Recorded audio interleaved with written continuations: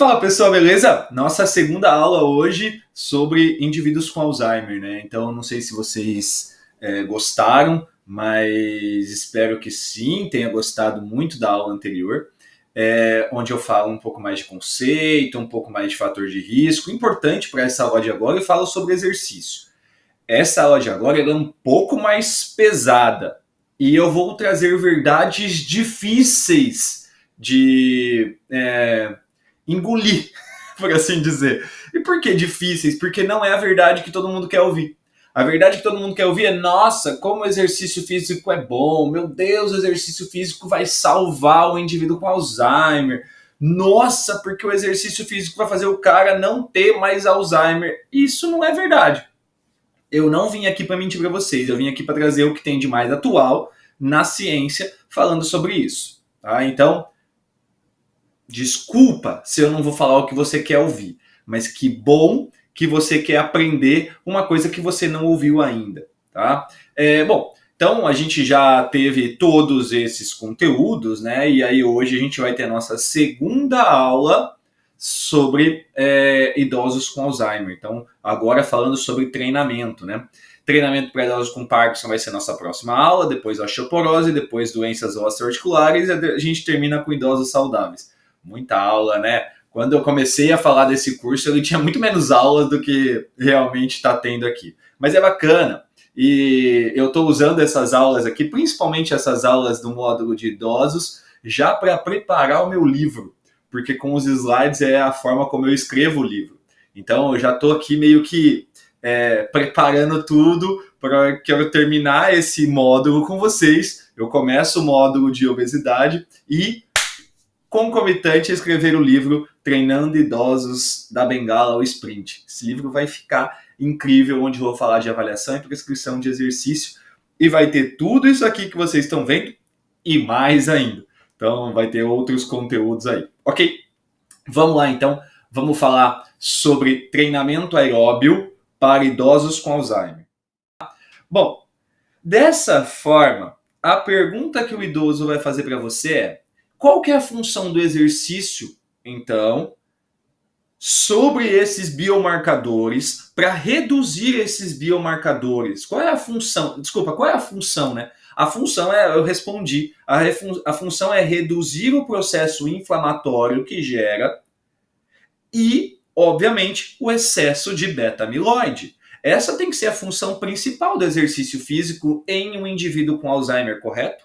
Afinal, é a proteína beta-amiloide que gera placa, gerando essas placas senis. Essas placas senis destroem os neurônios e afetam a função executiva, afetam a função cognitiva e geram, então, o indivíduo com Alzheimer.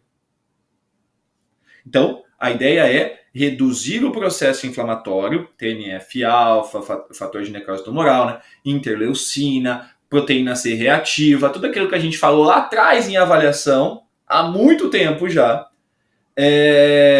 e a substância beta-amiloide, esse excesso, fazer a retirada dessa substância. Isso é importante. A fotinha aqui em cima é para mostrar como que é esse emaranhado, né, de células, e elas grudam então na parede do cérebro, grudam então nos neurônios, tá? Bom, então vamos lá mostrar se o exercício aeróbio é capaz de fazer isso.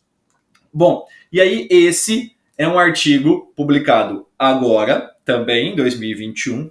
Sério, esses artigos todos eu nunca falei em nenhum lugar. Eu tô muito feliz com essa aula, muito empolgado de verdade, porque, putz, é a primeira vez que eu tô falando, é exclusivo para vocês. Tá? E aqui fala o seguinte, ó, o efeito do exercício aeróbio na acumulação de amiloide em indivíduos pré-clinicamente ditos como indivíduos com Alzheimer. Foi 1 ano de controle, foi 1 ano de treinamento com esses indivíduos.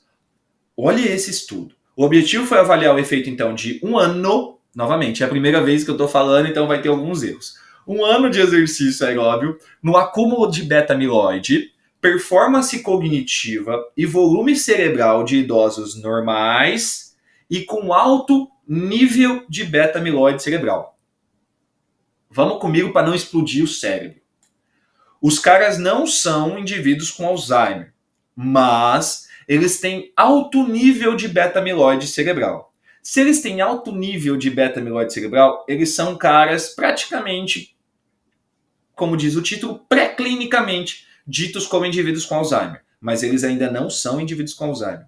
Por quê? Porque quanto maior a quantidade de beta-amiloide, maior a chance desse indivíduo ter Alzheimer. Então, o cara não tem, mas ele já tem nível alto. E aí foram ver qual é o efeito do exercício aeróbio sobre a diminuição das beta-amiloide, performance cognitiva e volume cerebral. Mais importante é quanto maior o volume cerebral, melhor para esses indivíduos. Bom, os métodos: 117 idosos com 72,9 anos de média, sem evidência de declínio cognitivo. Mas um grupo, né, estava lá como alto nível de beta-amiloide. Eles foram divididos em dois grupos. Um ficou grupo com alto nível de beta-amiloide, ou seja, os caras que têm uma chance gigante, 79 pessoas, chance de ter doença de Alzheimer.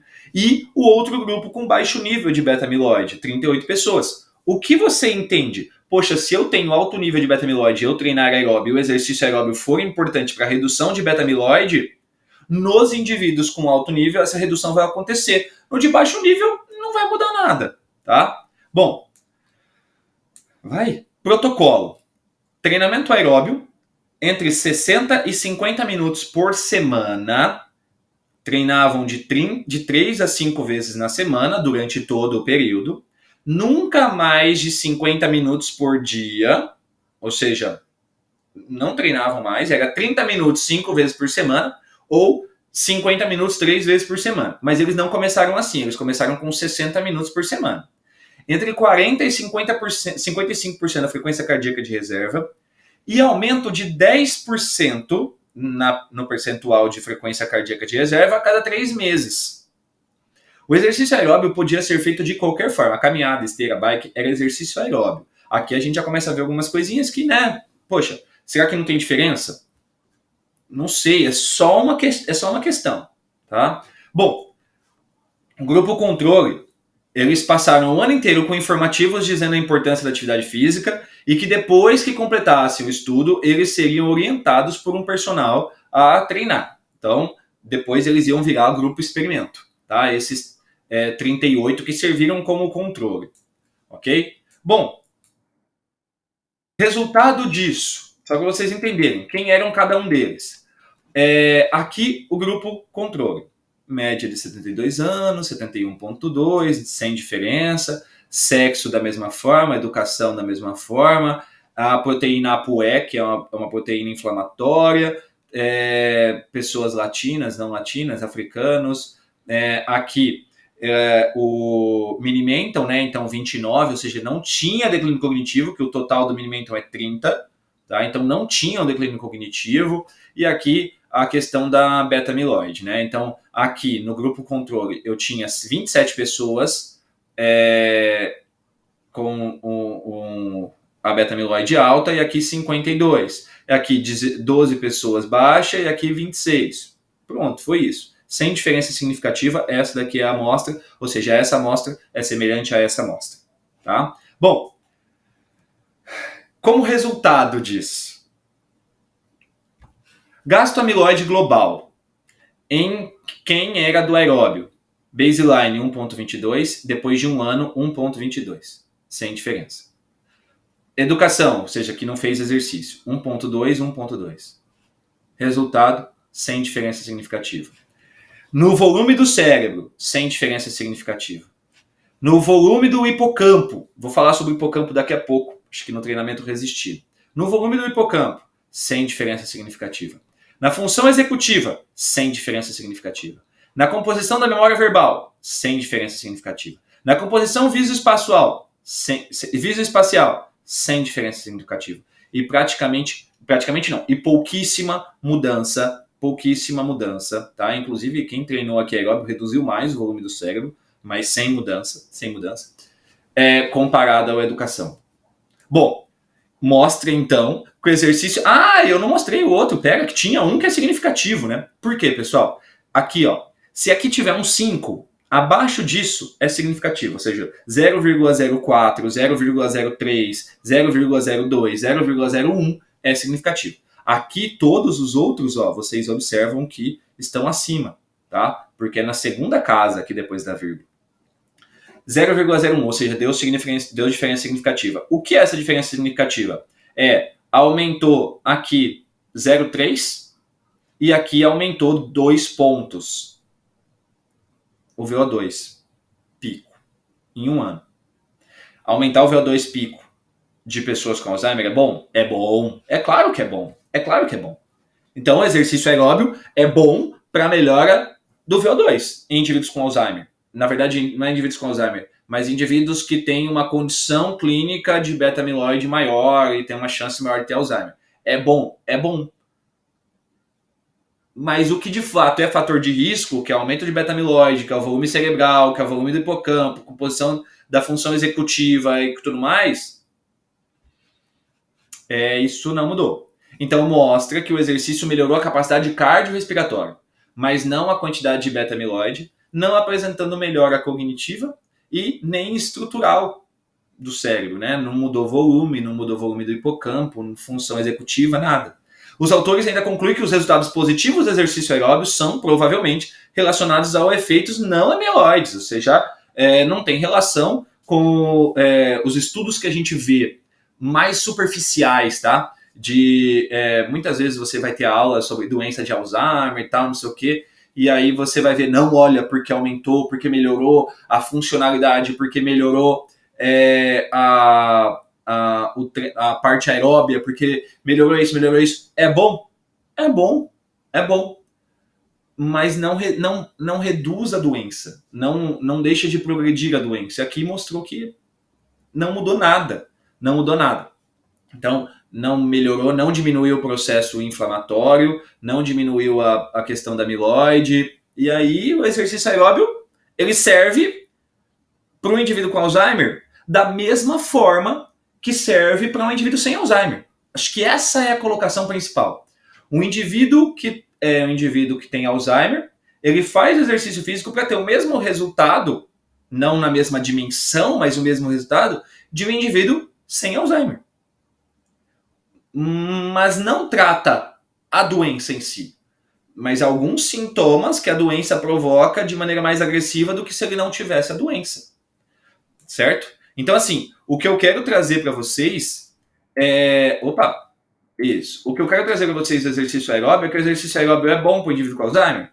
É bom para o indivíduo com Alzheimer. Mas não para reduzir a doença, não para reduzir a progressão da doença, mas o efeito físico e o efeito aptidão cardiorrespiratória e tudo mais. É isso. Agora, não diminui o processo inflamatório, não diminui a quantidade de beta-amiloide. É isso. Agora, a gente vai falar do treinamento resistido. E por quê? Professor, mas meu Deus do céu, eu sempre vi que exercício aeróbio é bom para o indivíduo com Alzheimer, não sei o quê. Não estou falando que é ruim. Estou dizendo só que o resultado que ele vai ter são os mesmos resultados em proporções diferentes ainda, tá? Em menor proporção do que se ele fosse um indivíduo saudável. Mas não melhora os fatores relacionados de fato à doença. Isso não melhora. Função cognitiva, função executiva, substância de proteína de beta-amiloide, processo inflamatório. O treinamento aeróbio não faz isso. Não faz isso.